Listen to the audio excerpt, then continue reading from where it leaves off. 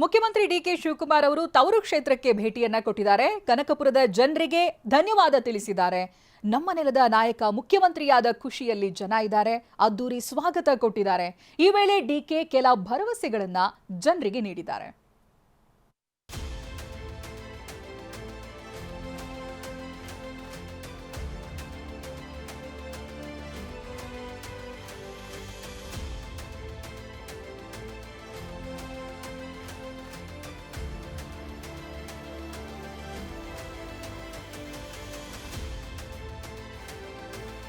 ಅಭಿಮಾನಿಗಳ ಸಾಗರ, ಬೃಹತ್ ಹಾರ.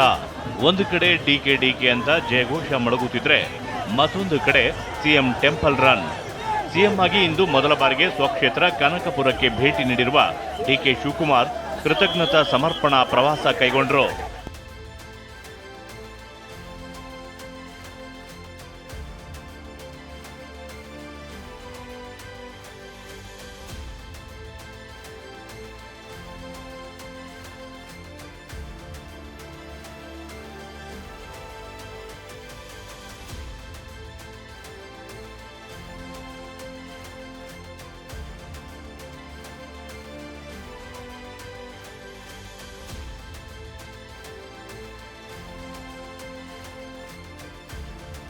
ಜೀರೋ ಟ್ರಾಫಿಕ್ ತಪ್ಪಿಸಲು ಮೆಟ್ರೋ ಹತ್ತಿದ ಸಿಎಂ ಡಿಕೆ.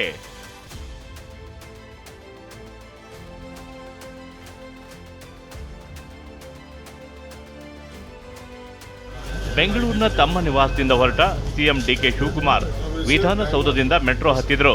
ಜೀರೋ ಟ್ರಾಫಿಕ್ನಿಂದ ವೀಕೆಂಡ್ನಲ್ಲಿ ಜನರಿಗೆ ಸಮಸ್ಯೆ ಆಗಬಾರದು ಅಂತ ರೇಷ್ಮೆ ಸಂಸ್ಥೆಯವರೆಗೆ ಮೆಟ್ರೋದಲ್ಲಿಯೇ ತೆರಳಿದ್ರು. ಈ ವೇಳೆ ಮೆಟ್ರೋ ಪ್ರಯಾಣಿಕರ ಜೊತೆ ಸಂವಾದ ನಡೆಸಿದ್ರು.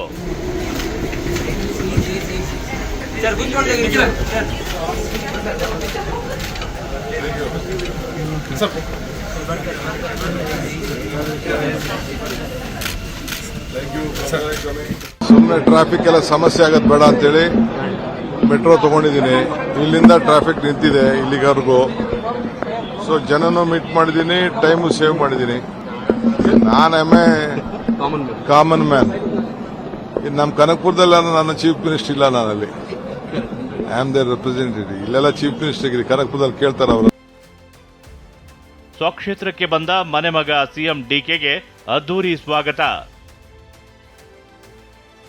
ದೃಷ್ಟಿಯಾಗಿದೆ ಅಂತ ಮೆಣಸಿನಕಾಯಿ ಹಾರ ಹಾಕಿದ ಜನ. ರೇಷ್ಮೆ ಸಂಸ್ಥೆಯಿಂದ ರಸ್ತೆ ಮಾರ್ಗವಾಗಿ ಹೊರಟ ಸಿಎಂ ಡಿಕೆಶಿ ಮೊದಲಿಗೆ ಹಾರೋಹಳ್ಳಿ ತಲುಪಿದ್ರು. ಮನೆ ಮಗನ ಸ್ವಾಗತಕ್ಕೆ ನಿಂತಂತೆ ನಿಂತಿದ್ದ ಅಭಿಮಾನಿಗಳು ಅದ್ದೂರಿಯಾಗಿ ಸ್ವಾಗತಿಸಿದ್ರು. ಆಂಜನೇಯ ಸ್ವಾಮಿ ದೇವಸ್ಥಾನದಿಂದ ಬಸ್ ಸ್ಟ್ಯಾಂಡ್ ಸರ್ಕಲ್ ವರೆಗೆ ರೋಡ್ ಶೋ ನಡೆಸಲಾಯಿತು. ದಾರಿಯುದ್ದಕ್ಕೂ ನೆರೆದಿದ್ದ ಅಭಿಮಾನಿಗಳು ಡಿಕೆ ಮೇಲೆ ಹೂಮಳೆ ಸುರಿಸಿದ್ರು. ಒಂದು ಕಡೆ ಪಟಾಕಿಗಳು ಸಿಡಿಯುತ್ತಿದ್ರೆ ಡಿಕೆ ಜನರತ್ತ ಕೈ ಬೀಸಿದ್ರು.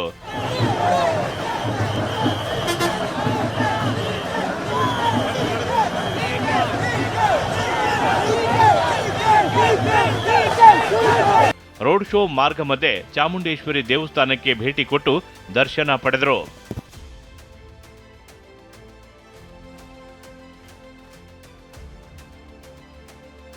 ರೋಡ್ ಶೋ ಮಧ್ಯೆ 20 ಅಡಿ ಬೃಹತ್ ಹಾರವನ್ನು ಹಾಕಿ ಅಭಿಮಾನ ಮೆರೆದರು. ಸಿಎಂಗೆ ಸಾಕಷ್ಟು ದೃಷ್ಟಿಯಾಗಿದೆ ಅಂತ ಬೆಳ್ಳುಳ್ಳಿ, ಹಸಿ ಮೆಣಸಿನಕಾಯಿ, ಒಣ ಮೆಣಸಿನಕಾಯಿಯಿಂದ ಮಾಡಿದ್ದ ಬೃಹತ್ ಹಾರ ಹಾಕಿದರು.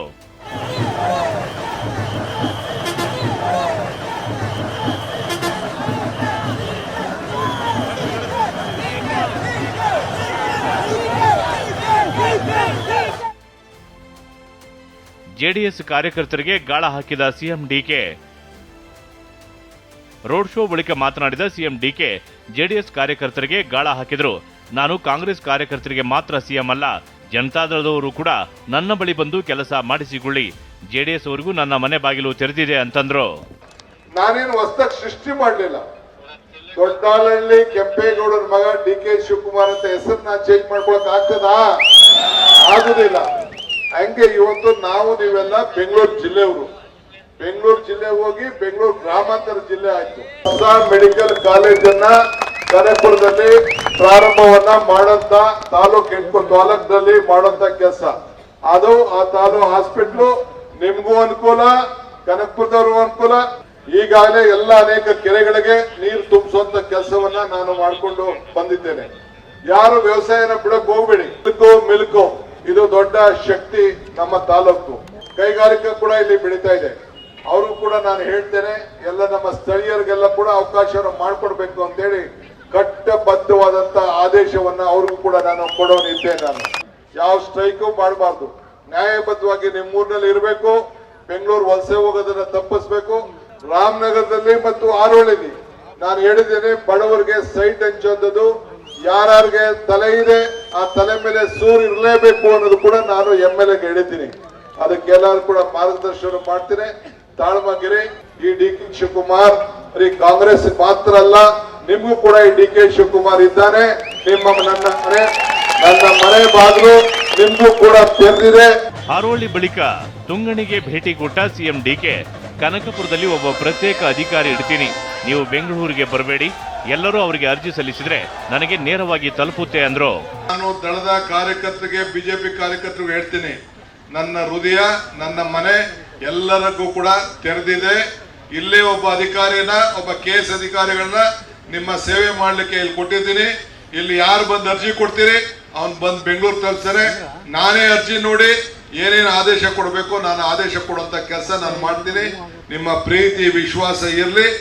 ಇನ್ನು ಟಿ ಬೇಕುಪೆಯಲ್ಲಿ ಮಾತನಾಡಿ, ನನ್ನ ಕಷ್ಟ ಕಾಲದಲ್ಲಿ ಚಪ್ಪಲಿ ಇಲ್ಲದೆ ಜೈಲಿಗೆ ಬಂದಿದ್ದೀರಿ, ನಿಮ್ಮ ಪ್ರೀತಿ ಮರೆಯಲು ಸಾಧ್ಯವಿಲ್ಲ ಅಂತ ಹೇಳಿದ್ರು.